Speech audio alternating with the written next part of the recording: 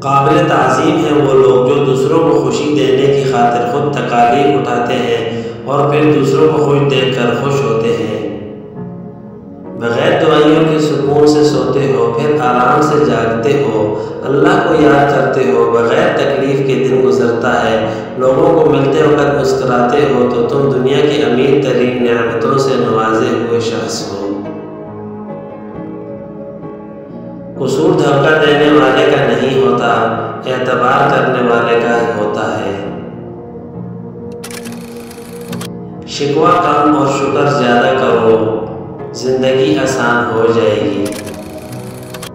اللہ سے مانگو، پھر مانگو اور مانگتے رہو، کیونکہ وہ رحمان ہے، وہ رحیم ہے، وہ کریم ہے، وہی مالک ہے۔ پریشانی میں مذاق اور خوشی میں طعنہ مت دو، کیونکہ اس سے رشتوں میں موجود محبت ختم ہو جاتی ہے۔ نصیب کیسا بھی ہو، مگر نماز اور قرآن سے مدد لے کر اللہ سے جو بھی مانگو ضرور ملتا ہے۔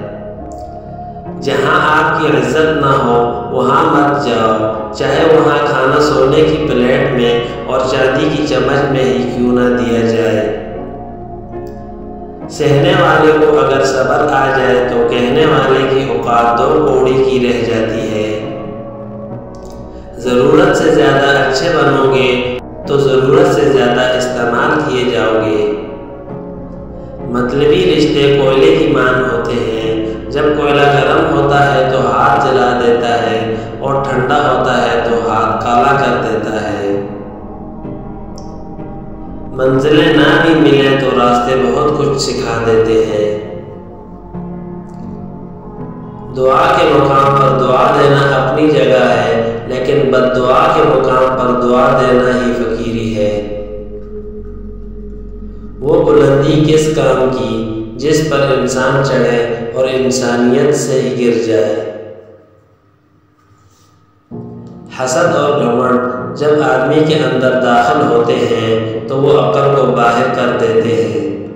دوست کو اپنے حال سے اتنا ہی باخبر رکھو کہ اگر دشمن بھی ہو جائے تو نقصان نہ پہنچ سکے۔ جو لوگ معاف کر دیتے ہیں وہ کبھی اداس نہیں ہوتے۔ اگر کبھی کسی چیز کا غرور آنے لگے تو ایک چکر قبرستان کا لگا لیا کرو، وہاں آپ سے بھی بہتر انسان مٹی کے نیچے دفن ہے۔ رشتے ہو یا تعلق جب تک دل کے ہوتے ہیں تو مضبوط رہتے ہیں، جیسے ہی دماغ کا عمل دخل شروع ہو جائے رشتے کمزور پڑنے لگتے ہیں۔ برداشت عقل مند آدمی کا وہ صبر ہے جس کا مظاہرہ وہ جاہل آدمی کی بات سنتے وقت کرتا ہے۔ یا اللہ، ہم پناہ چاہتے ہیں ایسی بیماری سے جو ہمیں بے بس، لاچار اور دوسروں کا محتاج کر دے۔ ہمیں صرف اور صرف اپنا محتاج رکھنا۔ آمین۔